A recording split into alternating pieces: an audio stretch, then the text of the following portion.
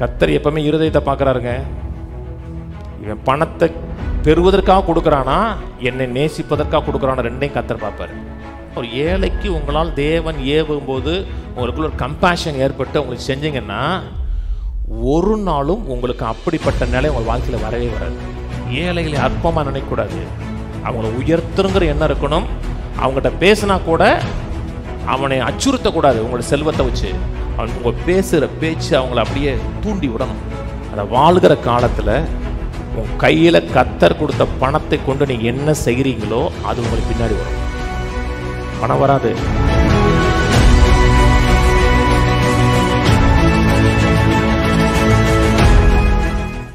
மூணு யோவான் 2 பிரியமானவனே, உன் ஆத்துமா வாழுகிறது போல நீ எல்லாவற்றிலும் வாழ்ந்து சுகமாக இருக்கும்படி வேண்டுகிறேன். நம்மை குறித்து தேவனுடைய பரிபூர்ணமான விருப்பம், பரிபூர்ணமான சித்தம், நாம் எல்லாவற்றிலும் வாழ்ந்து சுகமாக இருக்கும்படி விரும்புகிறார். அதான் கர்த்தருடைய விருப்பம். பிசாசுடைய விருப்பம் நம்முடைய கையில் ஒன்றுமே இருக்கக்கூடாது, பணம் இருக்கக்கூடாது, பொருள் இருக்கக்கூடாது, ஒரு இன்ஃப்ளூயன்ஸான ஆட்களாக நாம் இருக்கக்கூடாது. பணம் இருக்கிறது, பொருள் இருக்கிறதுனா அது ஒரு இன்ஃப்ளூயன்ஸ் ஏற்படுத்தி கொடுக்கும், இந்த சமுதாயத்தில் ஒரு தாக்கத்தை ஏற்படுத்தி கொடுக்கும். கர்த்தர் நல்லவர் என்பதை இந்த உலகத்துக்கு வெளிப்படுத்த அது ஒரு வாய்க்காலாக இருக்கும். கர்த்தர் நல்லவர், கர்த்தரை முற்றிலுமாக நம்புகிற மனிதன் வாழ்ந்திருப்பான், செழித்திருப்பான் என்பதற்கு நீங்கள் அடையாளமாக இருக்குன்னு கர்த்தர் விரும்புகிறார். ஆனால் நீங்கள் பேசுகிற சுவிசேஷம், நீங்கள் பேசுகிற நற்செய்தி, அந்த ஞானம் வெளியே போய் மக்களுடைய வாழ்க்கையில் தாக்கத்தை ஏற்படுத்தக்கூடாதுன்னு பிசாசு நினைக்கிறான். பிரசங்கி 9 வாசிப்போம். பிரசங்கி 9:14. ஒரு சிறு பட்டணம் இருந்தது, அதில் இருந்த குடிகள் கொஞ்சம் மனிதர். அதற்கு விரோதமாக ஒரு பெரிய ராஜா வந்து அதை வளைந்து கொண்டு அதற்கு எதிராக பெரிய கொத்தளங்களை கட்டினான். அதில் ஞானமுள்ள ஒரு ஏழை மனிதன் இருந்தான். அவன் தன் ஞானத்தினாலே இந்த பட்டணத்தை விடுவித்தான். ஆனாலும் இந்த ஏழை மனிதனை ஒருவனும் நினைக்கவில்லை. ஆகையால் ஏழையின் ஞானம் அசட்டை பண்ணப்பட்டு அவன் வார்த்தைகள் கேட்கப்படாமல் போனாலும் பலத்தை பார்க்கலும் ஞானமே உத்தமம் என்றேன். ஒரு ஏழை மனிதனுடைய ஞானம் அசட்டை பண்ணப்படுகிறது, அவன் வார்த்தை கேட்கப்படாமல் போகுது. நீங்கள் ஏழையாக இருக்கிறீர்கள், உங்கள் வாழ்க்கையில் நிறைவு இல்லை அப்படின்னா உங்கள் பேச்சு எடுபடாது. 4 பேர் உங்கள் பேச்சை கேட்டு ஏற்றுக்கொள்ளணும்னு விரும்ப மாட்டாங்க. ஆண்டவர் சொன்னார், உலகம் முழுவதும் சென்று சகல சிருஷ்டிகளுக்கும் சுவிசேஷத்தை அறிவிங்கன்னாரு.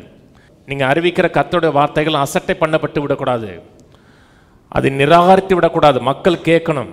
அதனால தான் உங்கள் கையில் செல்வமும் பொருளும் நிறைவும் இருக்கணும் கர்த்தர் விரும்புகிறார். அது கர்த்தருடைய ஆசை. யோவான் சொல்கிறார், பிரியமானவனே, உன் ஆத்துமா வாழுகிறது போல எந்த அளவுக்கு தேவனோட வார்த்தையினால், தேவனை அறிகிற அறிவினால் உன் ஆத்துமா வாழ்ந்திருக்கிறதோ அந்த அளவுக்கு உள்ளே வாழ்ந்திருக்கிற அந்த வாழ்வினுடைய பிரதிபலிப்பு வெளிப்பிரகமாக இருக்கும். கர்த்தருடைய விருப்பங்கிறது உள்ளே வாழ்ந்தால் மட்டும் போதும், வெளியே வாழ வேண்டிய அவசியம் கிடையாது. உள்ளேயும் வாழ்ந்திருக்கணும், அதே நேரத்தில் உள்ளே வாழ்ந்திருக்கக்கூடிய பிரதிபலிப்பு நம்முடைய சரீரத்திலையும் நம்முடைய கையிலையும் இருக்குன்னு விரும்புகிறார். சங்கீதம் 35:27 பார்த்தோம், என் நீதி விளங்க விரும்புகிறவர்கள் கம்பீரித்து மகிழ்ந்து தம் ஊழியக்காரருடைய செழிப்பை விரும்புகிற தேவன் இருக்கு. நம்முடைய செழிப்பை விரும்புகிறான் இருக்கு, செழிப்பை கர்த்தர் விரும்புகிறான் இருக்கு. பிசாசு வெறுக்கிறான். நீங்கள் செழிப்பாக இருக்கிறதே பிசாசு வெறுக்கிறான், நாம் செழிப்பாக இருக்கிறதை கர்த்தர் விரும்புகிறார். அந்த அவர் விருப்பமாக இருக்கிறதுனால தான் யோவான் ஜெபிக்கிறார், நீ எல்லாவற்றிலும் வாழ்ந்து சுகமாக இருக்கும்படி நான் ஜெபிக்கிறேன்னு சொல்கிறார். மோசே மலையிலேருந்து இறங்கி 2வது முறை வரும்பொழுது கர்த்தர்ட்ட கேட்குறாரு, ஆண்டவரே, அதாவது யாத்திரா 33 உம்முடைய மகிமையை பார்க்கணுங்கிறார். உம்முடைய மகிமையை பார்க்கணும்னு சொன்ன உடனே தமிழில் என்னுடைய தயை உமக்கு முன்பாக கடந்து போகும்னு சொல்லப்பட்டிருக்கு. ஆங்கில பைபிளில் என்னுடைய குட்னஸ் உனக்கு முன்பாக போகுன்றிருக்கு. நீ கர்த்தருடைய மகிமையை பார்க்கணும், கர்த்தருடைய நேச்சரை பார்க்க வேண்டும் என்றால் கர்த்தருடைய குட்னஸை பாருங்கள். கர்த்தர் எவ்வளவு நல்லவர்னு பாருங்கள். கர்த்தர் எவ்வளவு ஆசீர்வாதம் உள்ள தேவன், தன்னை நம்பியிருக்கிற மக்களை வாழ வைப்பார்னு பாருங்கள். கர்த்தர் நல்லவரா? எவ்வளவு நல்லவர், ரொம்ப நல்லவர். அதனால தான் சொல்லி அவர் அநியாயத்துக்கு நல்லவருமே. நல்லவர்ல ரொம்ப அநியாயத்துக்கு நல்லவர். ஒரு ஏழை மனிதன் பிளாட்ஃபார்மில் இருக்கான். ஒரு சிங்கிள் பெட்ரூமில் போகிறது, ஒரு சிங்கிள் பெட்ரூம் வீட்டுக்கு போகிறது நல்லதா? நல்லது. தெருவில் இருக்கிறவன் சிங்கிள் பெட்ரூம் போகிறான் இல்லைங்க, நல்லது தானே. அவன் ஒரு 4 பெட்ரூம் வீட்டுக்கு போகிறது நல்லதா? ரொம்ப நல்லது. தெருவில் இருக்கிறவன் சிங்கிள் பெட்ரூம் போகிறது நல்லது. ஒரு 4 பெட்ரூம் ரூமுக்கு வீட்டுக்கு போகிறது அதோட நல்லது. அதோட பங்களாவுக்கு போகிறது ரொம்ப நல்லது. நடந்து போகிறான், சைக்கிளில் போகிறது நல்லது.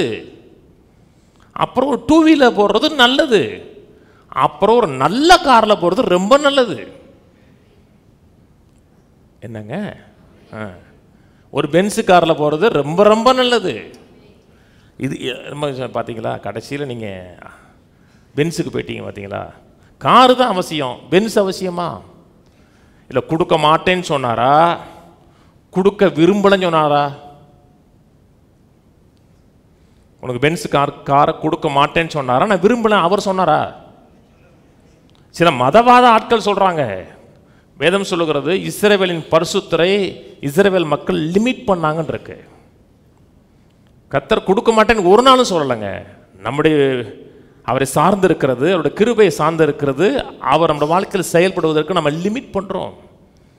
கர்த்தர் நம்முடைய வாழ்க்கையில் நிறைவாக இருக்க விரும்புகிறார், ஏராளம் இருக்க விரும்புகிறார், தாராளம் இருக்க விரும்புகிறார். நம்முடைய கை ஒரு நாளும் கீழே இருக்கக்கூடாது, நான் கை மேலே இருக்கணும். இப்படி இல்லாமல் இப்படி அதான் விரும்புகிறார். வாழ்க்கையின் தேவைகள் சந்திக்கப்பட்டு எல்லாம் நிறைவாக இருந்து மற்றவர்களுக்கு உதவி செய்யக்கூடிய செல்வந்தர்களாக இருக்க கர்த்தர் விரும்புகிறார். வாசிப்போம், மத்தேயு 27 திருப்போம். நம்ம அறிந்து கொள்ள வேண்டிய 2 முக்கியமான காரியம், செழிப்பு தேவ சித்தம். அதான் செழிப்பு தேவ சித்தம், நிறைவாயிருப்பது தேவ சித்தம். ஏசு சொன்னார், நானோ அவைகளுக்கு ஜீவனை கொடுக்க அந்த ஜீவன் பரிபூர்ணப்பட வந்து எக்ஸஸாக இருக்க முடியாது வந்தேன். அவன் தேவைகள் சந்திக்கப்பட்டு, பிள்ளைகள் தேவைகள் சந்திக்கப்பட்டு, பேர பிள்ளைகள் தேவைகள் சந்திக்கப்பட்டு, தேவையாக இருக்கிற மக்களுக்கு உதவி செய்கிறவனா ராஜ்யத்தில் பிரயோஜனமான ஒரு மனிதனாக இருக்கணும். அதான் சித்தம். மத்தேயு 27 இயேசு சிலுவையில் அறையப்படுகிறார். நமக்காக பாவத்தை போக்கும் கிருபாதார பலியாக மறித்து தன் ஆவியை விடுகிறார். விட்டதுக்கப்புறம் ஒரு சரீரத்தை சிலுவையிலிருந்து எடுக்கிறாங்க. எடுக்கக்கூடிய போர்ச்சேவகர்கள் அவரை இரட்சகராகவோ ஆண்டவராகவோ அவங்க பார்ப்பது கிடையாது. அவர்கள் கிரிமினலாக தான் பார்த்தாங்க. ஒரு சட்டத்துக்கு புறமாக செயல்பட்ட ஒரு ஆள் அப்படித்தான் பார்த்தாங்க. அவருடைய சரீரத்தை அவங்க நல்ல விதத்தில் ட்ரீட் பண்ண மாட்டாங்க. சீசர்கள் ட்ரீட் பண்ணுறது மாதிரி போர்ச்சேவர்கள் ட்ரீட் பண்ண மாட்டாங்க. மத்தேயு 27:57 எடுப்போம். சாயங்காலம் ஆனபோது இயேசுவுக்கு சீசனும் ஐஸ்வர்யமானுமாய் இருந்த யோசேப்பு என்னும் பேர் கொண்ட அரிமத்திய ஊரானாகிய ஒரு மனுஷன் வந்து, இதே ரொம்ப பேருக்கு பிடிக்காது. ரொம்ப பேருக்கு சீசன்னா அவன் ஐஸ்வர்யவானாக இருக்கக்கூடாது, ஒன்று சீசனாக இருக்கணும், இல்லாட்டா ஐஸ்வர்யவானாக இருக்கணும். சீசன் ஐஸ்வர்யனாக இருக்க முடியாது, ஐஸ்வர்யவான் சீசனாக இருக்க முடியாது. இங்கே வேதம் சொல்லுகிறது ஐஸ்வர்யவனாகிய சீசனும் ஐஸ்வர்யவான். மக்கள் என்ன சொல்கிறாங்கன்னா ஐஸ்வர்யவான் நரகம் போவாங்கிறாங்க. இங்கே வேதம் சொல்லும் ஐஸ்வர்யவனாகிய ஒரு சீசன் வந்து 58 பிளாத்துவினிடத்தில் போய் இயேசுவின் சரீரத்தை கேட்டான். அப்பொழுது சரீரத்தை கொடுக்கும்படி பிளாத்து கட்டளையிட்டான். பிளாத்துங்கிறது அந்த ஊரில் இருக்கிற அதிபதி மாதிரி. பிளாத்துக்கு மேலே இருக்கிறது சீசர், ராயன். ராயன்கிறது அந்த ஹோல் ரோம எம்பரர் ராயன். இவர் வந்து கவர்னர் பிளாத்து. நீங்கள் கவர்னர் வீட்டுக்கு அப்படியே போயிட்டு பாடியை கேட்க முடியாது, அங்கே செக்யூரிட்டி இருக்கும். அப்பாயின்மெண்ட்டு கேட்டு தான் கவர்னர் வீட்டுக்கு போக முடியும். இவர் நேராக கவர்னர் வீட்டுக்கு போகிறாரு. கேட்பான், அப்பாயின்மெண்ட் இருக்கானே. அப்பாயின்மெண்ட்டில் பார்க்க, ஆனால் கவர்னரை பார்க்கணும். அவன் போய் கேட்குறான், ஒரு ஆள் வந்து பார்க்கணுங்கிற அப்பாயின்மெண்ட் இருக்கான். அப்பாயின்மெண்ட் இல்லை, ஆனால் பார்க்கணும். யார் வந்திருக்காரு? யோசேப்பு. எந்த யோசேப்பு? போ சொல்லு. அரிமத்தியா ஊரான், வர சொல்லியா? ஏன்? ரிச்சு. எப்பொழுதுமே ஐஸ்வர்யம் இன்ஃப்ளூயன்ஸ் ஏற்படுத்தி கொடுக்கும். ஒரு இடத்துல போய் நிற்பதற்கு, நீங்கள் பேசுவதற்கு அங்கே செல்வாக்கு ஏற்படுத்தி கொடுக்கும். வேறு யாருமே பிளாத்துட்டு போய் கேட்கலங்க. சீசர்கள் போய் யாருமே கேட்கல. ஐஸ்வர்யவானாகிய யோசேப்பு கேட்குறான். அப்படிப்பட்ட ஐஸ்வர்யவானாகிய சீசர்கள் தேவனுக்கு வேணும். தேவனுடைய நோக்கத்தில், தேவனுடைய சித்தத்தில் தங்களோட ஐஸ்வர்யத்தை செலவு பண்ணக்கூடிய சீசர்கள் கர்த்தருக்கு வேணும்.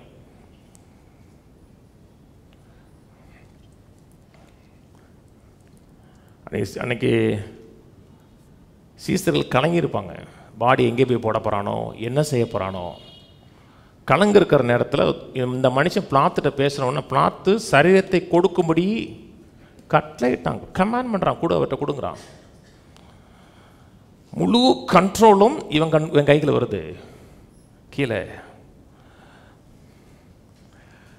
யோசேப்பு அந்த சரீரத்தை எடுத்து துய்யதான மெல்லிய துப்பட்டியில் சுற்றி தன் கண்மலையில் கெட்டியிருந்த தன்னுடைய புதிய கல்லறையில் அதை வைத்து கல்லறையின் வாசலில் ஒரு பெரிய கல்லை புரட்டி வைத்து போனான். வாங்குறான். ஒரு காஸ்ட்லியான கல்லறை. அந்த நாட்களில் பணக்காரர்களுக்கு மட்டும் தங்களுக்கென்று கண்மலையில் கல்லறைகளை வெட்டி வைத்திருந்தார்கள். நீங்கள் இயேசுடைய அந்த கல்லறையை பார்த்தீங்கன்னா வீட்டில் போய் கூகுளில் சர்ச் பண்ணி பாருங்கள். அவருடைய அந்த ஒரு பகுதி, தலைமாட்டு பகுதி கல்லை குடஞ்சி வச்சுருப்பாங்க. அப்படின்னா யோசேப்பை பார்க்கலும் இயேசுடைய ஹைட்டு கூட. அவர் கல்லறை கட்டி வச்சுருந்தான், தனக்காக கட்டி வச்சுருந்தான். அன்றைக்கி பணக்காரர்கள் மட்டும் கல்லறையை கண்மலையில் வெட்டி வச்சுருந்தார்கள். அது காஸ்ட்லி, பல லட்சம் கோடி போகும். ஏன்னா அன்றைக்கி கவர்மெண்ட் இன்னொரு கவர்மெண்ட்டு கீழே அடிமைகள். அந்த அடிமைகளாக இருந்து கண்மலையை வாங்கி யூஸ் பண்ணோம்னா பல லட்சம் கோடி இருக்கணும். அதை இயேசுவின் சரீரத்தை சிறந்த விதத்தில் அடக்கம் பண்ணுவதற்கு அவன் கொடுக்குறான். மற்றவன் சொல்லியிருப்பான், ஏன்னா இவ்வளோ கோடி எதுக்குறா கொடுக்குறேன்னா, இல்லைப்பா அவர் 3 நாள் தான் இருப்பார், போயிடுவார், அப்படின்னு கொடுக்கல. அவனுக்கு உயிர் தெழுவார்னு அவனுக்கு தெரியாதுங்க. விசுவாசத்தை கொடுத்தான். அந்த ஹோல் அந்த செரிமனியும் கண்ட்ரோலில் வருது. அப்படி எல்லாமே நம்முடைய கண்ட்ரோலில் இருக்கணுங்கிறது தான் கர்த்தர் கையில் காசை கொடுக்க விரும்புகிறார். பிசாசும் கையில் காசு வரக்கூடாதுன்னு நினைக்கிறான். அதனால் பணம் தெய்வ சுத்தம், செழிப்பு தெய்வ சுத்தம், நிறைவாயிருப்பது தெய்வ சுத்தம், நான் வாழ்ந்து தேவனோட ராஜ்யத்தில் பிரயோஜனமுள்ளவனாக இருப்பது தெய்வ சுத்தம். இது உள்ளத்தில் நிரப்பணும். 2வது காரியம், அதே நேரத்தில் நான் பண ஆசை உள்ளவனாக இருக்கக்கூடாது. கர்த்தர் மேலே, கர்த்தருடைய நோக்கத்தின் மேலே பண ஆசை உள்ளவனாக இருக்கணும். பொருளாசையாகிய விக்கிர ஆராதனைன்னு இருக்கு. எண்ணத்தில் சிந்தையில் பணம் மட்டும்தான் ஓடிக்கிட்டே இருக்கக்கூடாது. கர்த்தரை குறித்த எண்ணமோ, வாக்குத்தத்தை குறித்த எண்ணமோ, தேவனோட ராஜ்யத்தை குறித்த எண்ணமோ சில மக்களுக்கு எந்த எண்ணமும் கிடையாது. பணம் பணம் பணம் இச்சைன்னு இருக்கு இல்லையா, பொருளாசை, கவச்சியஸ்னஸ்ங்கிறார் பார்த்தீங்களா. பொருளாசையாகிய இச்சைக்கு விலையேறும் கவச்சியஸ்னஸ். கவச்சியஸ்னா இச்சைனா கெட்டது கிடையாது. ஒரு காரியத்துக்கு ஒரு தீவிர எண்ணம், மனதிலெல்லாம் அதே எண்ணமாக இருக்கிறது. முன்னாடி சினிமா பார்த்துருக்கீங்களா? இப்போ பார்த்துருக்கீங்களான்னு கேட்கலங்க, முன்னாடி பார்த்துருக்கீங்க, நான் பார்த்துருக்கேன். அந்த நாட்களில் பழைய படம் தான், அதாவது ரசிகப்பருக்கு முன்னாடி நிறையா பார்த்துருக்கேன். ஒரு பொண்ணை விரும்புகிறான்னு வச்சுங்களேன், டீ டம்ளரை பார்த்தோம்னா டீ டம்ளருக்குள்ளே அந்த பொண்ணு உருவம் இருக்கும். முகங்கள் ஒரு தண்ணிக்குள்ள தெரியும், நிலவை பார்த்தா நிலவுல தெரியும். பார்த்துருக்கீங்கல்ல? அது என்னன்னா மனசு முழுக்க அந்த பெண்ணுடைய எண்ணத்தினால் நிறைந்திருக்கிறது. சில மக்களுடைய எண்ணம், ஆசை முழுவதும் பணம் மட்டும்தான் இருக்கும். பணத்தை தவிர எந்த ஆசையும் இருக்காது. எப்படி சம்பாதிச்சான, என் வாழ்க்கையில் பணம் வேணும், எந்த விதத்தில் பணம் சம்பாதிச்சான, பணம் வேணும்னு நினச்சிங்கன்னா அது பல தீமைகளை நம்மளோட வாழ்க்கையில் கொண்டு வந்துடும். அதனால தான் பண ஆசை எல்லா தீமைக்கும் வேறாக இருக்குதுன்றது. பணம் வேறு இல்லை, அதை குறித்த தீவிரமான ஆசை. யார் எக்கேடு கட்டான, எவன் கெட்டு போனான்னா, எவன் நாசமாக போனான்னு நான் விரும்புகிறது எனக்கு வேணும்னு நினச்சோம்னா அது அன்காட்லி. தேவனுடைய குணத்துக்கும் மாறுபட்ட குணம். அது இன்கிரைஸ்ட் கேரக்டர் கிடையாது, அன்கிரைஸ்ட் கேரக்டர். கிறிஸ்துவுடைய சுபாவத்துக்கு முற்றிலும் புறமான ஒரு நேச்சர். அன்பினால் நிறைந்திருக்கீங்க, அன்பினால் நிறைந்திருக்கீங்க, தேவனுடைய நேச்சரால் நிறைந்திருக்கீங்கன்னா, கலாத்தியர் 6 சொல்றாரு, கிறிஸ்துவின் பிரமாணத்தை நிறைவேற்றுங்கிறார். கிறிஸ்துவின் பிரமாணங்கிறது ஒருவர் பாரத்தை ஒருவர் சுமந்து, ஒருவரை நாசமாக்குறது கிடையாது, ஒருவரை அழிக்கிறது கிடையாது. ஒருவர் பாரத்தை ஒருவர் சுமந்துன்னா நீங்கள் அவருக்கு ஆதாரமாக இருக்கணும்னு சொல்லலை. உங்கள் வாழ்க்கையில் நிறைவு இருக்கிறதுனால தான் அதை முதல்ல சொன்னேன். நிறைவு இருக்கணும், பரிபூர்ணம் இருக்கணும். உங்கள் வாழ்க்கையிலேருந்து ஒன்றை எடுத்தால் கூட பற்றாக்குறை அந்த இடத்துல வந்துடக்கூடாது. ஒருத்தருக்கு 1 கோடி கொடுக்குறீங்கன்னா கூட 1 கோடி டிஃபிஷியன்சி ஆகிடக்கூடாது, மைனஸ்னு போகக்கூடாது.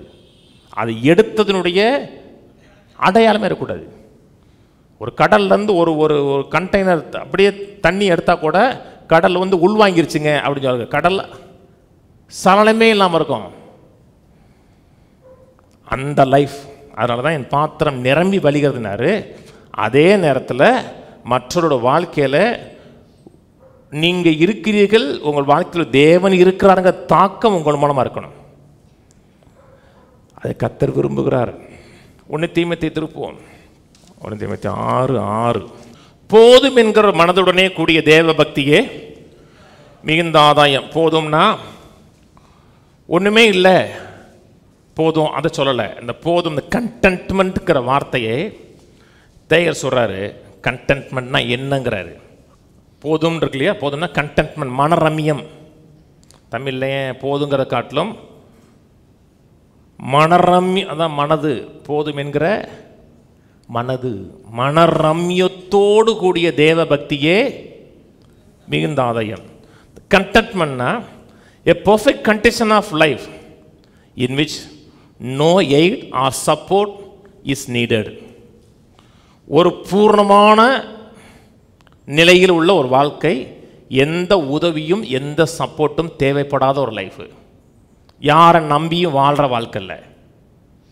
புரியுதுங்களா? இவங்க உதவி செய்யணும், அவங்க உதவி செய்யணும், கவர்மெண்ட்டு கொடுக்கணும், அப்படி கொடுக்கணும், கவர்மெண்ட்டில் ஒரு 1000 ரூபா கொடுத்தா வாங்கிங்க, அதெல்லாம் தப்பு இல்லைன்னு சொல்லலை, வாங்கிங்க. ஆனால் அதை நம்பி நம்ம பொழப்பு பொழைச்சிடக்கூடாது. Sufficiency of the necessity of life, வாழ்க்கையின் தேவைக்கு நிறைவாக இருக்கிறது. போதும் என்கிற மனதுடனே கூடிய தேவ பக்தி. ஒரு மனிதனுக்கு பண ஆசை இருக்கா இல்லையான்னு எப்படி தெரிய முடியும் என்றால், அவன் மனது ரம்மியமாக இருக்காது, மனது அலைஞ்சிக்கிட்டே இருக்கும். கர்த்தரின் தேவைகளை சந்திப்பார், கர்த்தரின் ஆதாரமாக இருக்கிறார், எல்லாவற்றுக்கும் ஒரு பதிலாக இருக்கிறார் என்று எண்ணங்கள் தேவன் மேலே இல்லாமல் என்ன இருந்தாலும் இன்னொன்று மேலே அலையும். கர்த்தரனை விட்டு விலகுவதில்லை, கைவிடுவதில்லை தான். ஆனால் அந்த வீடு வாங்காத வரை நான் நிம்மதியாக வாழ மாட்டேன். கர்த்தரனை ஆசீர்வதிப்பார் தான், நிறைவாக வைப்பார் தான். ஆனால் அந்த கார் வராத வரை நான் நிம்மதியாக வாழ மாட்டேன்னா நீங்கள் கர்த்தருக்குள் கண்டென்ட்மெண்ட்டாக மனரம்மியமாக இல்லைன்னு அர்த்தம். முதல்ல கர்த்தரன் நல்லா கவனிங்க. நல்ல வீட்டில் இருக்கணும், நல்ல காரில் இருக்கணும், அதில் எந்த மாற்று கருத்தும் கிடையாது. ஆனால் உங்கள் எண்ணங்கள் சிந்தைகள் பணத்தின் மேலேயும் பொருள் மேலேயும் போயிடுச்சுன்னா கர்த்தர் உங்கள் வாழ்க்கையில் செல்வத்தை ஆட் பண்ணுவதற்கு, கர்த்தர் செல்வத்தை உங்கள் வாழ்க்கையில் கூட்டுவதற்கு தடையாக மாறும். அதனால தான் ஆரம்பத்தில் சொன்னேன், உங்களை கெடுக்கக்கூடிய எந்த ஒரு காரியத்தை உங்கள் வாழ்க்கையில் கர்த்தர் சேர்க்க மாட்டார். பணமே ஆசை, பணமே எண்ணமாக இருந்துச்சுன்னா அது தப்பு. சிலருக்குலாம் என்ன தான் வரட்டும், 10 செயின் வந்தால் கூட ஒரு நியூ டிசைன் போட்டாங்கன்னா அது வாங்கியே ஆளுன்னு நினைப்பாங்க. தப்பு இல்லை. ஆனால் எண்ணம் முழுதும் நியூ டிசைனாகவே இருக்கக்கூடாது. அதாவது பாதாளமும் அழிவும் திருப்தி ஆகாது, அதை விட மனிதனுடைய கண்ணும் திருப்தி ஆகாதுன்னு இருக்கு. கர்த்தருக்குள்ள திருப்தியாக இருங்க, அளபயாதீங்க.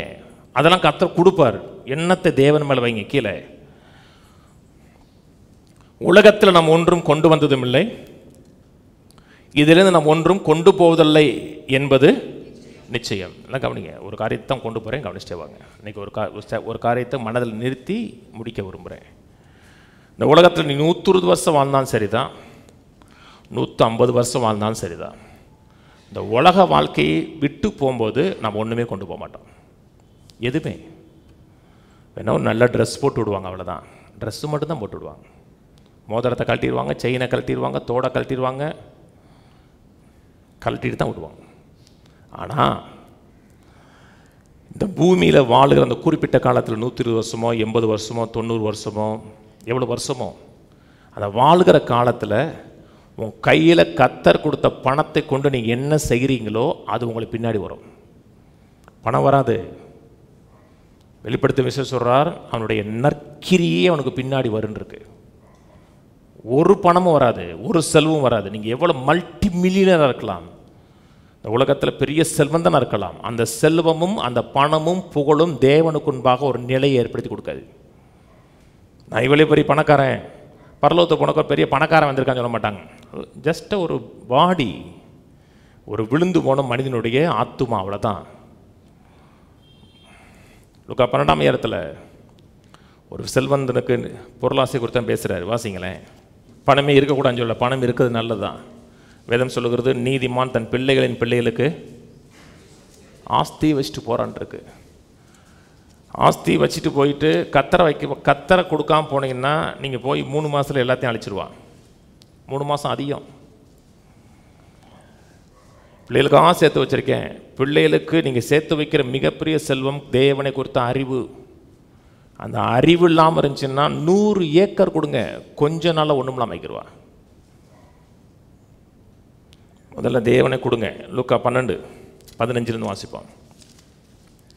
பின்பு அவர் அவர்களை நோக்கி, பொருளாசை குறித்து எச்சரிக்கையாக இருங்கள். ஏனெனில் ஒருவனுக்கு எவ்வளவு திரளான ஆஸ்தி இருந்தாலும் அது அவனுக்கு ஜீவன் அல்ல. ஒருத்தனுக்கு எவ்வளவு சொத்து இருந்தாலும் அது தேவனுக்கு முன்பாக அவனுக்கு ஒரு நிலையை ஏற்படுத்தி கொடுக்காது. அது அவனுக்கு ஜீவன் கிடையாது. அது தேவனுக்கு முன்பாக ஒரு பொசிஷனை, ஒரு நிலையை ஏற்படுத்தி கொடுக்காது. கீழே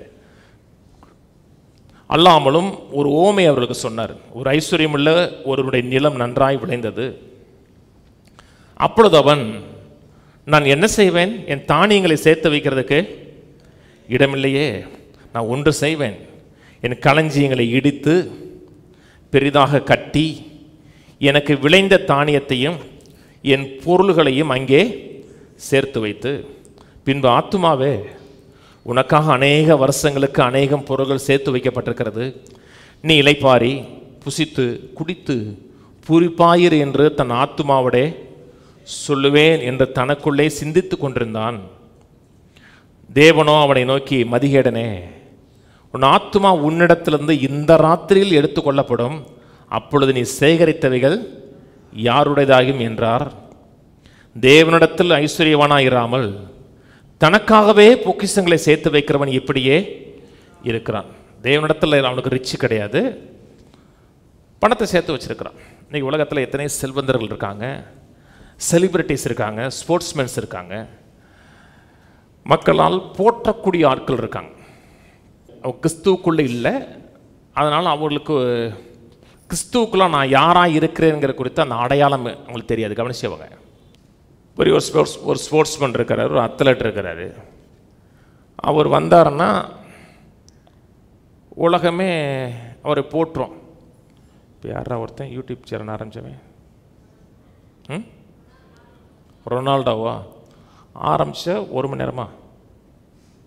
சொல்லுங்கள் தம்பி, சும்மா சொல்லுங்கள். 1 மணி நேரத்தில் 75,000 சப்ஸ்கிரைபரே, 1 லட்சம் சப்ஸ்கிரைபரே 1 ஹவரில். யூடியூப் சேனல் ஆரம்பித்த உடனே செலிப்ரிட்டி ஒரு மக்கள் வந்து போட்டுறாங்க, பெரிய ஆள் அப்படி இப்படின்னு சொல்லி. அவர் தன்னை உலகத்துக்குன்பாக தன்னை ஒரு ஆளுன்னு காமிக்கணும்னா, அவரை தன்னை உலகம் மதிக்கணும்னா, அவருடைய ஃபிட்னஸ் சரியாக இருக்கணும், அவருடைய கேம் சரியாக போனால் தான் உலகம் மதிக்கும். அவரை பார்க்கல இன்னொரு ஆள் சிறப்பாக விளையாட ஆரம்பிச்சிட்டான்னா உலகம் அப்படியே ஒரு விட்டு அங்கிட்டு போயிடும். அப்போ அவங்க வாழ்நாள் முழுவதும் தங்களுடைய பொசிஷனை காப்பாற்றிக் கொள்வதற்காக சரீரத்தில் வேலை செய்யணும், பாடியில் எக்ஸசைஸ் பண்ணணும், எல்லாமே செய்யணும். ஆனால் அந்த நிலை போனதுக்கப்புறம் அவர்கள் பரிதபிக்கக்கூடிய ஒரு நிலையில் இருப்பாங்க உள்ளத்தில். ஏன்னா அவங்களோட அடையாளம் எதை பார்க்குறாங்கன்னா, தங்களுடைய ஸ்போர்ட்ஸ்மேன்ஷிப்பு, தாங்கள் விளையாடக்கூடிய அந்த விளையாட்டை அடையாளமாக பார்க்குறாங்க. சில மக்கள் தங்களுடைய செல்வத்தை அடையாளமாக பார்க்குறாங்க, தங்கள் பணத்தை அடையாளமாக பார்க்குறாங்க. என்னை வந்து ஊரில் கேட்டு பாருங்கள், எல்லாருக்குமே தெரியும். எங்கள் ஊரில் எங்கள் வீடு தான் பெரிய வீடு. ஊரில் வந்து கேட்டு பார்த்தா போடியும் பெரிய வீடு. அவங்க பணத்தை அடையாளமாக பார்க்குறாங்க. நான் பணத்தை அடையாளமாக பார்க்கல, கிறிஸ்துவை அடையாளமாக பார்க்குறோம். கிறிஸ்துவுக்குள் நாம் பூர்ணமாக இருக்கணும்னு பைபிள் சொல்லுது. எனக்கு பணம் வேணுமா? வேணும். செல்வம் வேணுமா? வேணும். ஆனால் பணத்தையும் செல்வத்தையும் என் வாழ்க்கையின் அடையாளமாக நான் பார்க்கல. நான் சொன்னது புரியுதுங்களாங்க? அந்த ஊர்லேயே பெரிய செல்வந்தர், அதுதான் ஒரு அடையாளம். என் அடையாளம் கிறிஸ்து. கிறிஸ்துவுக்குள்ளே எனக்கு இருக்கக்கூடிய அந்த பொசிஷன், அதான் என் அடையாளம். அந்த அடையாளத்துக்குள்ளே நிறைவாக இருந்தீங்கன்னா உங்கள் வாழ்க்கையில் நிறைய செல்வத்தை ஆட் பண்ணுவதற்கு அது வாய்ப்பாக இருக்கும். ஆனால் பணம் தான் அடையாளம். இந்த உலகத்துக்கு முன்பாக என்னை ஒரு ஆளாக நான் காமிச்சே ஆகணும். அதுக்காக 4 பேர் நான் உள்ளே போனேன்னா எல்லாரும் என்னை சரிப்பணும்னு நினச்சி பணத்துக்கு பின்னாடி போனீங்கன்னா கர்த்தர் எக்காரத்தை கொண்டு ஒரு பைசா உங்கள் வாழ்க்கையை சேர்க்க மாட்டார். நீங்களாம் பல விதத்தில் சேர்க்கலாம், கர்த்தர் ஆட் பண்ண மாட்டார். வாசிப்போம் 1 கொரிந்தியர் 11. நம்முடைய அடையாளம் பணம் இல்லைங்க, அடையாளம் கிறிஸ்து. அந்த எண்ணத்தில் வாங்க, பணம் வரும். கொடுக்கும்போது கூட பணம் வரும்னு நினச்சி கொடுத்தீங்கன்னா ரிஸ்க்கு, பணம் வராது. என்கிட்ட ஒரு தடவை ரொம்ப நாளைக்கு முன்னாடி ஒரு மீட்டிங்க்கு ஒரு பாஸ்டர் வந்தார். 500 ரூபா கொடுத்தாரு. கொடுத்துட்டு நான் என்னை ஜெபம் பண்ண விட மாட்டேக்காரு. மணி கம்ங்கிறாரு. பேசாமல் திருப்பி கொடுத்துடலாமா நினச்சேன் நான். அவர் கொடுத்தது பணம் வருவதற்காக கொடுத்தாருன்னா பணம் வராது. என்னுடைய மோட்டிவ் பணமாக இருக்கக்கூடாது. என்னுடைய மோட்டிவ் கிறிஸ்துவுடைய அன்பினால் ஏவப்பட்டு கொடுக்கணும். கர்த்தர் எப்பவுமே இருதயத்தை பார்க்குறாருங்க. இவன் பணத்தை பெறுவதற்காக கொடுக்குறானா, என்னை நேசிப்பதற்காக கொடுக்குறானா, ரெண்டையும் கர்த்தர் பார்ப்பார். 1 கொரிந்தியர் 13 பார்த்து பார்த்தீங்களா? என் சரீரத்தையே சுட்டரிக்க கொடுத்தாலும் அன்பு எனக்கு இராவிட்டால் எனக்கு என்ன லாபம்னார். என்னுடைய மோட்டிவ் ரொம்ப முக்கியம். எந்த மோட்டிவில் கொடுக்குறேன் முக்கியம். 1 கொரிந்தியர் 11 வச்சுக்கோங்க. அப்படியே 2 கொரிந்தியர் திருப்போம். 2 கொரிந்தியர் 12 அந்த மோட்டிவ் எப்படி இருக்குன்னு காமிக்கிறேன். பணம் வருவதற்கு கர்த்தர் நம்முடைய இருதயத்தை தாங்க பார்க்குறாரு. 2 கொரிந்தியர் 12:15. அதெல்லாம் நான் உங்களில் எவ்வளவு அதிகமாய் அன்பு கூறுகிறனோ அவ்வளவு குறைவாய் உங்களால் அன்பு கூறப்பட்டிருந்தாலும் மிகவும் சந்தோஷமாய் நான் உங்கள் ஆத்துமாக்களுக்காக செலவு பண்ணப்படவும் விரும்புகிறேன். அப்படியாகட்டும். நான் உங்களுக்கு பாரமாய் இருக்க விரும்பவில்லை, ஆனாலும் உபாயம் உள்ளவனாயிருந்து தந்திரத்தினாலே உங்களை பிடித்தேனாம். தந்திரம் பண்ணி எனக்கு உங்களால் ஏதோ ஒரு லாபம் வரும் என்று நான் பிடித்தேனாம் அப்படின்னு சொல்றார். உண்மையான அன்பு யாருக்கும் எந்த சேதத்தையும் ஏற்படுத்தி கொடுக்காது. யார் கெட்டு போனா சரி, எனக்கு நன்மை வரணும் என்று அடுத்தவனுக்கு பாரமாக இருக்குன்னு நினைக்கிறது உண்மையான அன்பு இல்லை. அடுத்து சொல்றாரு, நான் உங்களில் எவ்வளவு அதிகமாக அன்பு கூறுகிறனோ அவ்வளவு குறைவாய் உங்களால் அன்பு கூறப்பட்டிருந்தாலும் மிகவும் சந்தோஷமாக செய்கிறேன். கொடுக்கும்போது உங்களுக்கு செய்கிறேன், உங்களுக்கு ஊழியம் செய்கிறேன், வேண்டாம் வெறுப்பா செய்யலை, சந்தோஷமாக செய்கிறேன். நம்ம செய்கிற ஒவ்வொரு செயலையும் செயலை பார்க்கலும் அந்த செயலுக்கு பின்னாடி இருக்கிற அந்த மோட்டிவை, அந்த சிந்தையை கர்த்தர் பார்க்குறார். கொடுக்கறது இல்லை, ஊழியமாக இருந்தாலும் கொடுக்கறது. உங்களுக்கு செலவு பண்ணப்படும் விரும்புகிறேன். நீங்கள் என்ன நேசிக்கலை, ஆனால் நான் நேசிக்கிறேன். எப்படி நேசிக்கிறேன்? சந்தோஷமாக கொடுக்குறேன். மோட்டிவ் முக்கியங்க. கர்த்தர் நம்ம பார்க்கும்போது செயலை பார்க்கல, செயலுக்கு பின்னாடி இருக்கிற மோட்டிவ், எந்த நோக்கத்தோடு கொடுக்குறான். பணத்தை வாங்குவதற்காக கொடுக்குறானா, என்னை கனப்படுத்துவதற்காக கொடுக்குறானா? கனப்படுத்துகிறவனே கனப்படுத்துவார். ட்ரெண்டு மாறிடுச்சு. 100 ரூபா கொடுத்தோம்னா 2000 ரூபா வரும். இது என்ன பிஸ்னஸா அப்படி நினச்சிங்கன்னா வராது. இன்னும் எங்கேயுமே வராது, அங்கேயும் வராது, இங்கேயும் வராது. 1 கொரிந்தியர் 11 கர்த்தருடைய பந்தியை குறித்து பேசுகிறாரு. அது மட்டும் பேசலை, ஒரு முக்கியமான காரியத்தையும் பேசுகிறார். 11:17 உங்களை புகழாமல் இதை குறித்து உங்களுக்கு கட்டளை கொடுக்கிறேன். நீங்கள் கூடி வருதல் நன்மைக்கு எதுவாக இராமல் தீமைக்கு எதுவாக இருக்கிறதே. முதலாவது, நீங்கள் சபையிலே கூடி வந்திருக்கும் பொழுது உங்களில் பிரிவினைகள் உண்டென்று கேள்விப்படுகிறேன். அதில் சிலவற்றை நம்புகிறேன். இன்றைக்கே சில சர்ச்சஸ் இருக்குது, அப்படி கூட்டமாக இருப்பாங்க. முடிஞ்ச உடனே அவங்க கூட்டமாக சேர்ந்துக்குவாங்க. இல்லைங்கிறீங்களா? இருக்கு. அவங்களுடைய மாம்சீகமான ஆட்களோடு சேர்ப்பாங்க. அப்பன்னா எதுக்கு சர்ச்சுக்கு வரணும்? சர்ச்சுக்கு வந்ததுக்கப்புறமே இந்த கேவலமான புத்தி மாறலைன்னா கஷ்டம். கீழே உங்களுக்கு உத்தமர்கள் இன்னார் என்று வெளியாகும்படிக்கு மார்க்க பேதங்களும் உங்களுக்குள்ளே உண்டாயிருக்க வேண்டியதே. நீங்கள் ஒரு இடத்துல கூடி வரும் பொழுது அவனவன் தன் தன் சொந்த போஜனத்தை முந்தி சாப்பிடுகிறான், ஒருவன் பசியாயிருக்கிறான், ஒருவன் வெறியாயிருக்கிறான். இப்படி செய்கிறது கர்த்தருடைய ராபோஜனம் பண்ணுகிறதல்லவே. புசிக்கிறதற்கும் குடிக்கிறதற்கும் உங்களுக்கு வீடுகள் இல்லையா? தேவனுடைய சபையை அசட்டை பண்ணி இல்லாதவர்களை வெட்கப்படுத்துகிறீர்களா? உங்களுக்கு நான் என்ன சொல்லுவேன்?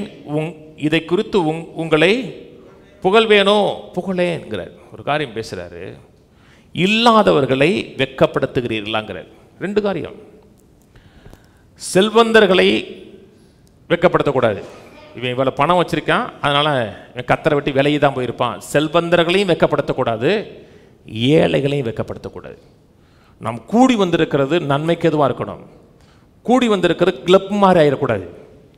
கிளப் மாதிரி ஆகிடக்கூடாதுன்னா போனால் ஆடணும் பாடணும், நான் நிறைவாக இருந்தேன், என்னை மட்டும் அப்படியே போசிட்டு போகிற ஆள் கிடையாது. ஒரு சபை என்பது கிறிஸ்துவாகிய சரீரமாகிய ஒரு அவயம். இந்த கையை அரிச்சிச்சின்னா இந்த கையை திரும்பி இப்படி சொரியாது, சொரிஞ்சுன்னா அது மேஜிக் ஆகிரும். என்னங்க அப்படியே வளைஞ்சு சொரிஞ்சிட்டு போயிடுது. என்ன இந்த கைக்கும் பிரச்சனை. இந்த கை தானால போய் சொரியுது. அதான் சரீரம். ஒருத்தனுக்கு ஒருத்தன் பலவீனமாக இருக்கான், குறைவாக இருக்கான்னா அவனை அல்பமாக எண்ணக்கூடாது, அவனை ஹானர் பண்ணணும், அவனை கவனிக்கணும். நான் சொன்னது புரியுதுங்களா? அவனுக்கு முக்கியத்துவம் கொடுக்கணும். முக்கியத்துவம் கொடுக்கணும், அவனை கொஞ்சம் கேர் பண்ணணும். ஆண்டவர் சொன்னார், என்னை கனப்படுத்துகிறவனை நான் கனப்படுத்துவேன்னார். கர்த்தரை ஹானர் பண்ண விரும்புகிறீங்க, கர்த்தரை கனப்படுத்துறீங்கன்னா கர்த்தருடைய பார்வையில் எது முன்னுரிமைன்னு பாருங்க. கர்த்தருடைய பார்வையில் எது முன்னுரிமைனா, கர்த்தருடைய பார்வையில் மக்கள் தான் கர்த்தருக்கு முன்னுரிமை. அவருடைய ஜனங்கள் நீங்கள் மட்டும் இல்லை, அந்த ஏழையாக இருக்கிறவனும் அவருடைய ஜனங்கள் தான். அவனை அல்பமாக நினைக்கக்கூடாது, கேவலமாக நினைக்கக்கூடாது, அவனை கேர் பண்ணணும். நான் சொன்னது புரியுதுங்களா? சொல்கிறார், உங்களை குறித்து நான் புகழ்வேனோ? புகழ மாட்டேங்கிறார். அது அன்னைக்கு மட்டுமல்ல, இன்னைக்கும் பொருந்தும். சிலர் பணக்காரங்க தான் பேசுவாங்க, ஏழைகிட்ட பேசவே மாட்டாங்க, ஏழைகிட்ட டீல் பண்ணவே மாட்டாங்க. ஏன்னா அவங்கள்ட்ட காசு இல்லை, அற்பம் நினைப்பாங்க, அப்படி திரும்பிடுவாங்க. அவங்க என்ன ஒரு சாதாரண பெரிய பணக்காரன்னா ஓடி போய் கை கொடுப்பாங்க. அப்போ நீங்கள் எதை மதிக்கிறீங்க? அப்போ உங்களுடைய மனசில் அந்த ஆத்துமா இல்லை, பணம். நல்ல கவனிங்க, பணம் உங்கள் கையில் வரோம்னா கேரக்டர் முக்கியங்க. நல்ல கேரக்டர் உள்ள வேணுங்க. பணம் இருக்கக்கூடாங்கிறீங்களா? பணம் இருக்கணும், நிறைவாக இருக்கணும். கர்த்தரை நம்புறீங்க, கர்த்தரை கனப்படுத்துறீங்க, கர்த்தரை உங்கள் வாழ்க்கையில் முதல்ல வச்சுருக்கீங்கன்னா உங்கள் வாழ்க்கையில் பணம் இருக்கிறதுல குறித்து நீங்கள் ஒரு நாளும் வெட்கப்பட வேணாம், வேதனைப்பட வேணாம். அது நல்லது, அதான் தேவ சுத்தம். ஆனால் திருடி சம்பாதிக்கிறோம், பொய் சொல்லி சம்பாதிக்கிறோம், அடுத்தவனை ஏமாற்றி சந்திக்கிறோம்னா அந்த பணத்தை குறித்து நீங்கள் சந்தோஷப்படக்கூடாது, நீங்கள் மனம் திரும்பணும். ஆனால் கர்த்தர் உங்களை ஆசீர்வதித்திருக்கிறார், கர்த்தருடைய ஆசீர்வாதமே ஐஸ்வர்யத்தை தரும். கர்த்தர் உங்களை ஆசீர்வதிச்சிருக்கிறார், கர்த்தர் உங்கள் வாழ்க்கையில் செல்வத்தை கொடுத்துருக்கிறாருன்னா அந்த செல்வத்தை குறித்து நீங்கள் ஒரு நிமிஷம் கூட தவறாக நினைக்க வேணாம். இவ்வளோ பணம் வச்சுருக்கோமே, நம்ம விசுவாசிட்டு விலையை போயிட்டோமோ, அந்த நினைப்பே வேணாம். அதே போல் நல்லா கவனிங்க. அதே போல் இவ்வளவு பணம் நான் வச்சுருக்கனே, இதையும் சொல்லிடுறேன், சாக்கடைக்கு ரெண்டு பக்கம் விழுந்துடக்கூடாது. இவ்வளவு நான் பணம் வச்சுருக்கனே, நான் 100 மனிதனுக்கு செய்வதற்கு நான் கடமைப்பட்டவனுங்கிற எண்ணம் உங்களுக்கு வரக்கூடாது. விலைக்கு சொல்கிறேன், இவ்வளவு பணம் வச்சிருக்கிறேன், அதனால் இவங்களுடைய தேவைகளை சந்திப்பதற்கு நான் கடமைப்பட்டவன் நினைக்கிறதும் தப்பு. உங்கள்கிட்ட ஒருத்தர் பழகிறாரு, அவர்கிட்ட காசு இல்லை, உங்கள்கிட்ட காசு இருக்குது, நிறையா இருக்குது, அவரை பார்க்கலும் 100 மடங்கு அதிகம் இருக்குது, ஆனால் அவர்கிட்ட ஒன்றும் இல்லை, இவர் எனக்கு கொடுப்பாரே என்று அவர் உங்களை நோக்கி பார்க்கறதும் தப்பு. விலைக்கு புரியுதா? ஆதாரம் எல்லாருக்கும் கர்த்தர் மட்டும்தான் ஆதாரம், யாரும் ஆதாரம் கிடையாது. எந்த மனிதனையும் கர்த்தர் உனக்கு ஆதாரமாக வைக்கல.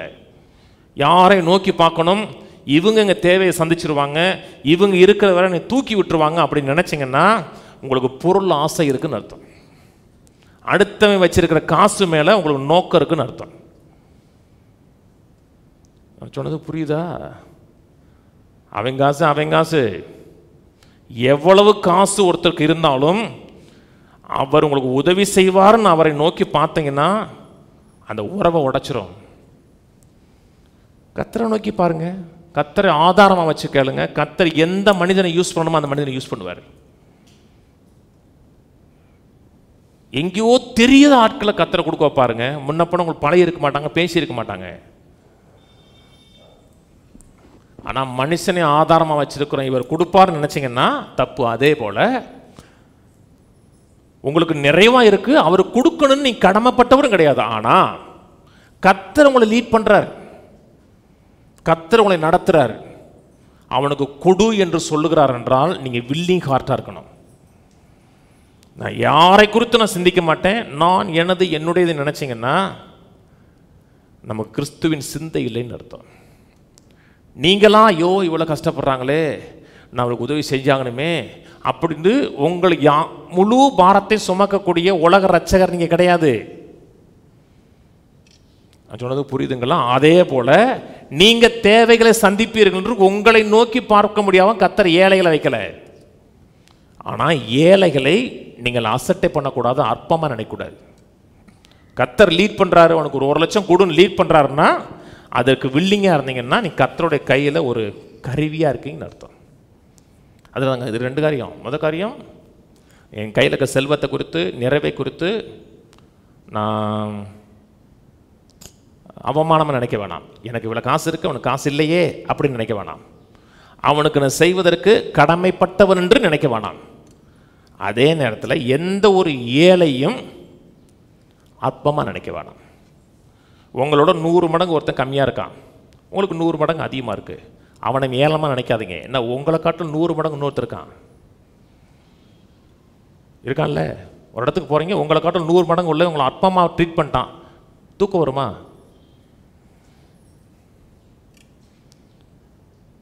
வருமா? கல்யாணத்துக்கு கூப்பிட்றீங்களா, வான்னு கூப்பிடலை, வந்தவன் உள்ள வந்து வான்னு கூப்பிடலை, சாப்பிடுவீங்க நீங்கள். அதுலேயும் சாப்பிட்டீங்கன்னா மானங்கட்ட பொழப்புன்னு அர்த்தம்.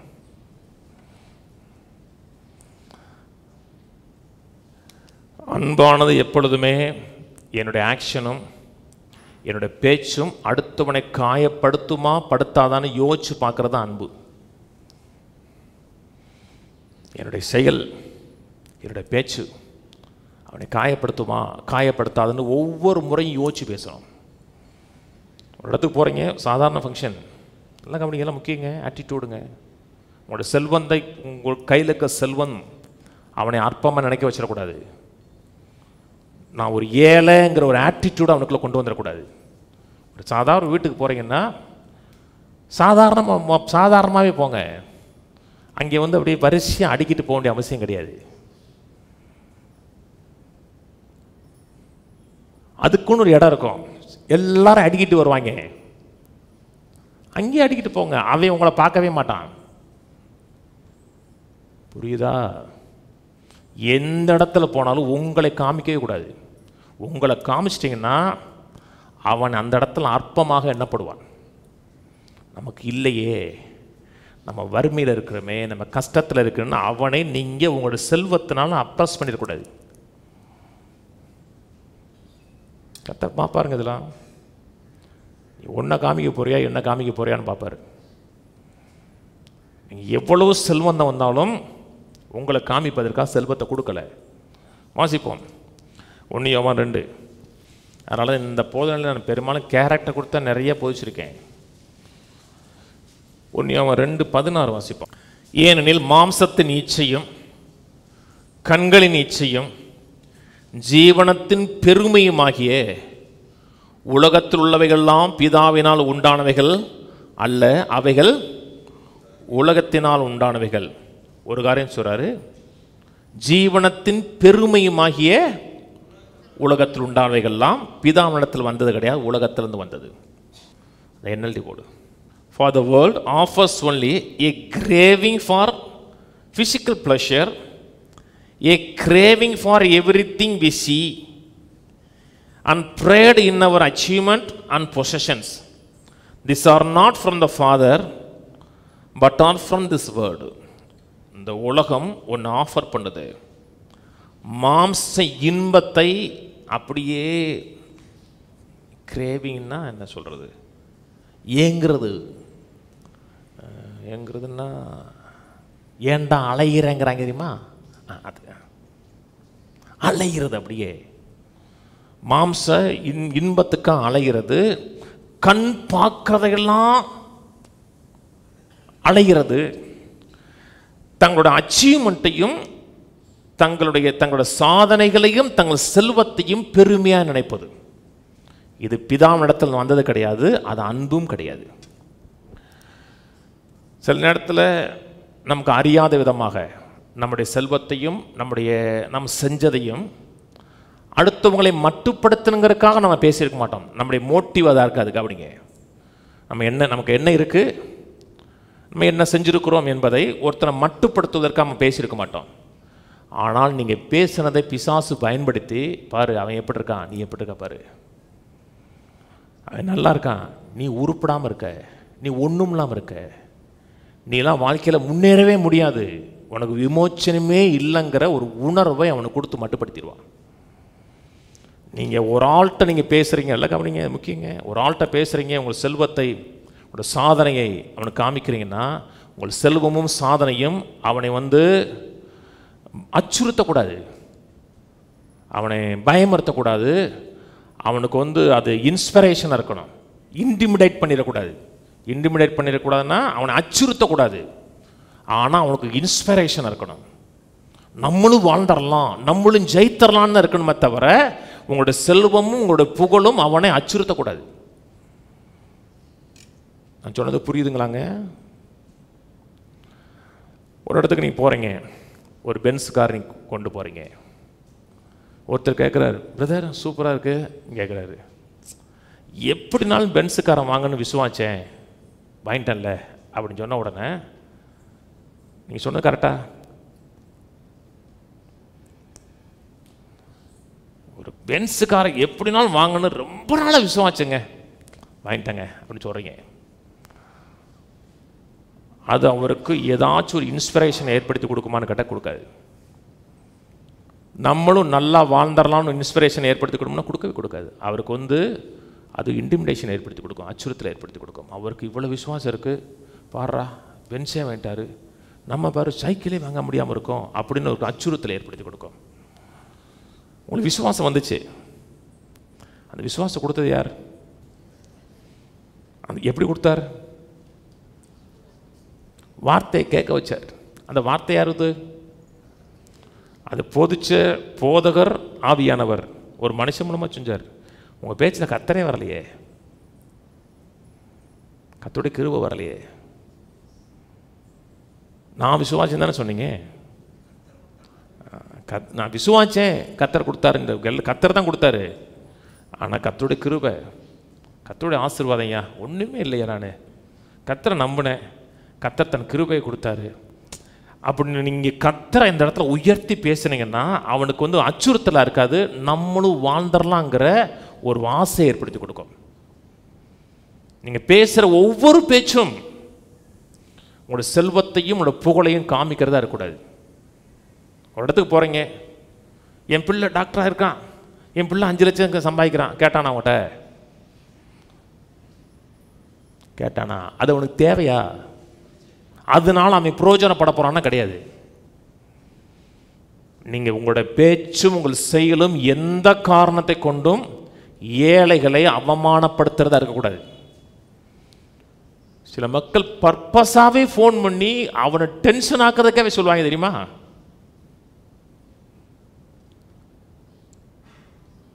நான் பார்த்துருக்கேங்க. அப்படின்னா உங்களோட மோட்டிவ் அவன் கிடையாது, நீங்கள் தான் அவனை காயப்படுத்துங்கிறதுக்காகவே பேசுகிறீங்கன்னு அர்த்தம்.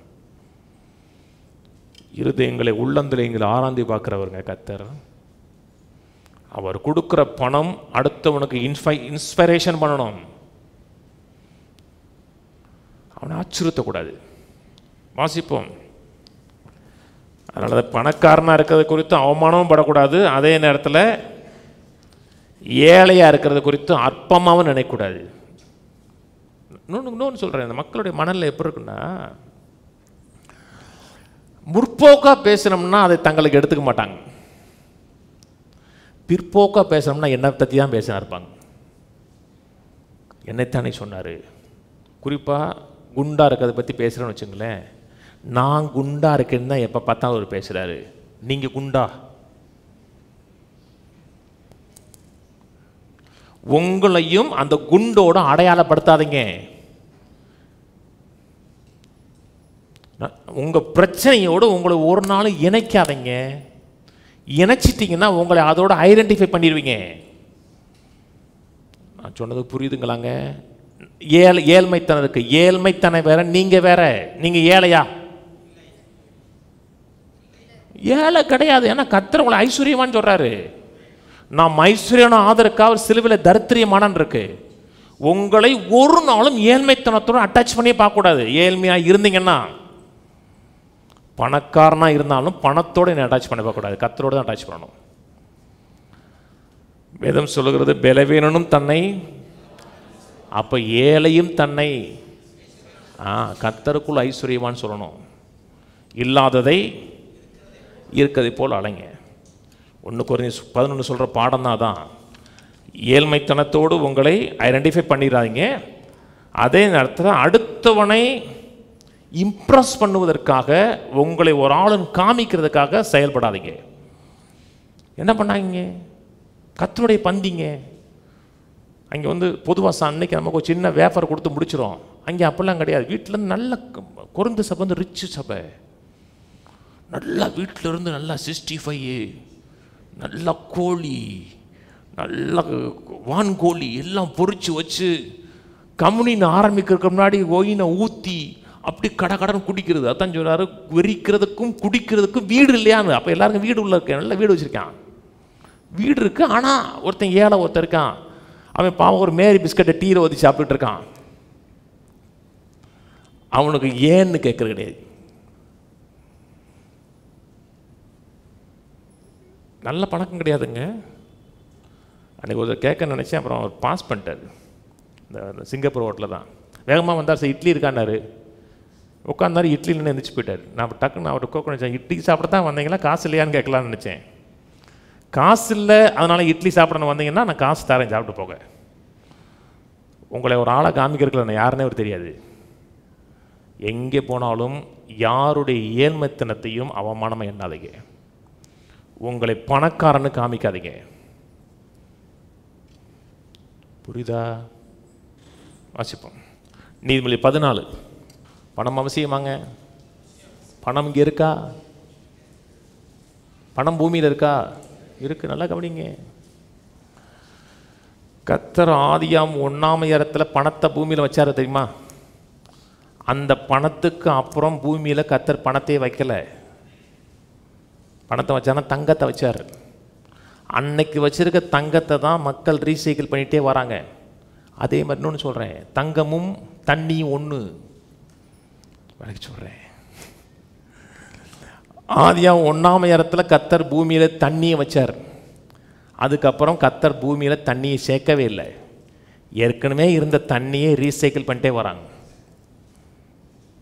கடலுக்கு போகுது, நீராவியாக போகுது, மழையாக வருது, ஏரி குளம்லாம் நிரம்புது, மிஞ்ச தண்ணி கடலுக்கே போகுது, திரும்பி மேலே போகுது, வருது, பூமிக்குள்ளே போகுது, பம்ப் பண்ணுறோம், அப்படி இப்படி போய் எல்லாம் ரீசைக்கிள் தான். அதே மாதிரி காசும் எக்ஸ்ட்ரா வைக்கலை. ஆதியாம் 1 வச்ச காசை தான் ரீசைக்கிள் பண்ணுறோம். பணம் இருக்காங்க, பணம் தேவைக்கு அதிகமாக இருக்குது, தேவைக்கு அதிகமாக இருக்குது. நதி மாதிரி ஓடுது. எப்படி கொண்டு வர்றது? முதல்ல ஒரு வேலையை பார்க்கணும். எபேசியர் சொல்கிறாரு, நீ திருடுகிறவனாயிராமல். திருடுகிறவனா அடுத்தவங்க மட்டும் இல்லை, வேலையே செய்யாமல் வேலை செய்ய மனதில்லாமல். சில வேலை செய்ய தேடுவாங்க, சிலருக்கு வேலை செய்ய மனசு இருக்காது. அப்படி ஆளை பார்த்துருக்கீங்க? எங்கள் ஏரியாவில் ஒருத்தர் இருக்கான். அவனுக்கு வேலை செய்யணும்னு சொல்லிட்டு வச்சுங்களேன், டென்ஷன் ஆயிடுவாங்க. என்ன சார் பேசுகிறீங்க, இப்போ உங்கள் வேலையை பார்த்து போக மாட்டீங்களா? அவனுக்கு எந்த வேலையும் கிடையாது. அந்த வேலையை பற்றி அவனை சொல்லிடக்கூடாது. வீட்டில் விட்டு பற்றி விட்டாங்க, அவனை போடான்ட்டாங்க. தெருவிலே தெரிவான், நல்ல டெய்லருங்க அவன், வேலை செய்ய மனதில்லாதவன். உங்களுக்கு வேலை செய்ய மனசு இல்லைன்னா அப்பா அம்மா காசு குடும்ப சொத்தையே விற்று தீக்குறீங்கன்னா இங்கே திருடேன். நான் சொல்லலை, பேசிய சொல்லுது. அப்படி திருடனா இல்லாமல் அடுத்தவனுக்கு கொடுக்கத்தக்கதாக வேலை செய்யுங்கிறார். ஒரு வேலை செய்யுங்க, வேலை செஞ்சீங்கன்னா அங்கிட்டு அந்த சைடு போகக்கூடிய அந்த நதியில் ஒரு சின்ன வாய்க்காலை வெட்டுறீங்கன்னு அர்த்தம். அந்த வாய்க்கால் உங்கள் வீட்டுக்கு வருது. வீட்டுக்கு வந்ததுக்கப்புறம் அந்த தண்ணி வர்ற நேரத்துலையே நீங்கள் வரப்பை வச்சு வெட்டினீங்கன்னா அகலப்படுத்தலாம். ஈஸியாக அகலப்படுத்த ஈஸி. எனக்கு விவசாய வேலையும் தெரியும், அதான் சொல்கிறேன். தண்ணி வருவது வாய்க்காலில் தண்ணி வருத்திங்கன்னா தண்ணி வர நேரத்தில் அகலப்படுத்துனீங்கன்னா ஈஸியாக அகலப்படுத்தலாம். உள்ளே வந்ததுக்கப்புறம் உங்கள்கிட்ட தண்ணி எப்படியே போயிட்டே இருந்துச்சுன்னா அந்த பாதை அதிகரிச்சுட்டே இருக்கும். என்னோட ராஜ்யத்தில் பிரயோஜனமாக இருக்கணும், மக்களுக்கு பிரயோஜனமாக இருக்கணும், அந்த ஆட்டிடியூடு இருங்க, கையில் பணம் வரும். அப்படித்தான் பணம் வரும். வாசிப்போம் நீதிமொழிகள் 17:5. ஏழையை பரியாசம் பண்ணுகிறவன் அவனை உண்டாக்கினவரை நிந்திக்கிறான், ஆபத்தை குறித்து கழிக்கிறவன் தண்டனைக்கு தப்பான். ஏழையை பரியாசம் பண்ணுறவன்னா அவனுடைய ட்ரெஸ்ஸு, அவனுடைய சாப்பாடு, அவன் வாழ்கிற வாழ்க்கை குறித்து அற்பமாக ஏளனமாக பேசக்கூடாதுங்கிறது. சில பேசுவாங்க, அவன் போட்ட ட்ரெஸ்ஸை குறித்து பேசுவாங்க, அவன் போட்ட சாப்பாடை குறித்து பேசுவாங்க. முடிஞ்சால் கொடுங்க, ஏளனமாக அற்பமாக நினைக்காதீங்க. 17:5 காட்ஸ் அந்த காட்ஸ் ட்ரான்ஸ்லேஷன் போடு. Anyone who mocks the poor insults their maker. ஏழைகளை எவன் பரியாசம் பண்ணுறானோ அவனை உண்டாக்கினவரை இன்சல்ட் பண்ணுறான்னு அர்த்தம். உங்களுடைய சத்துரு ஒருத்தன் உங்களுக்கு பல தீமை செஞ்சவன், அவன் அழிஞ்சு போயிட்டான், உங்களுக்கு எப்படி இருக்கும்? சும்மா சொல்லுங்கள், சந்தோஷமாக இருக்குமா? மனம் திரும்பல, நீங்கள் வருத்தப்படணும். கெட்டு போயிட்டானே, என் பிள்ளைகள்லாம் பாவமே, என் வாழ்க்கை அப்படி அழிஞ்சு போச்சு, அப்படி யோசிக்கணும். எந்த காரணத்தை கொண்டும் யாரும் கெட்டு போகிறதையும் யாரும் அழிந்து போகிறதையும் நீங்கள் நினைச்சு சந்தோஷப்படக்கூடாது. அது கிறிஸ்துவோடைய நேச்சர் கிடையாது. அதனால தான் சொன்னேன், கிறிஸ்தவனை வாழ்றது கஷ்டம். கிறிஸ்தவனை வர்றது ஈஸி இல்லை, கஷ்டம். உன் சத்துருவை நேசிம்பார், சத்துருவை ஓங்கி அரைஞ்சு சொன்னார்னா சந்தோஷமாக இருக்கும். கிறிஸ்துவின் அன்புங்க, இருதயத்தை அந்த இருதயத்தில் வைங்க, உங்களை கர்த்தர் யூஸ் பண்ணுவதற்கு ரொம்ப எளிசாக இருக்கும். அதே நேரத்தில் எல்லா பசி உள்ளவனுக்கும் நான் தான் ஆதாரம் நினைச்சாலும் தப்பு. ஏன்னா நீங்கள் ஆதாரம் கிடையாது, ஆதாரம் கர்த்தர். முடிஞ்ச அளவுக்கு செய்யுங்க. நீதிமொழி 19:17. ஏழைக்கு இறங்குகிறவன் கர்த்தருக்கு கடன் கொடுக்குறான், அவன் கொடுத்ததை அவர் திரும்ப கொடுப்பார். நீங்கள் ஏழைக்கு கடன் கொடுக்குறோம், நீங்கள் ஒரு ஏழையாக இருக்கக்கூடாதுங்க, நீங்கள் ரிச்சாக இருக்கணுங்க. ஏழைகளை மதித்து அவன் மேலே மனதிறங்கி அவனுக்கு கொடுத்தீங்கன்னா கர்த்தர் பெர்சனல் லோன் எடுக்கிறேன், நான் திருப்பி கொடுக்குறேன். 28:27. தரித்திரருக்கு கொடுப்பவன் தாழ்ச்சியடையான், தன் கண்களை ஏழைக்கு விலக்கிறவனுக்கோ அணைக. ஒரு கஷ்டப்படுறவன், ஒரு துன்பப்படுறவனுக்கு ஒரு உதவி செய்கிறீங்க, உதவி செய்யணுங்கிற ஒரு மோட்டிவ் இருக்குது. மோட்டிவ் இருக்குன்னா அந்த மோட்டிவை கர்த்தர் கொடுக்குறாரு. எல்லா தேவையும் நீங்கள் சந்திக்க முடியாதுங்க.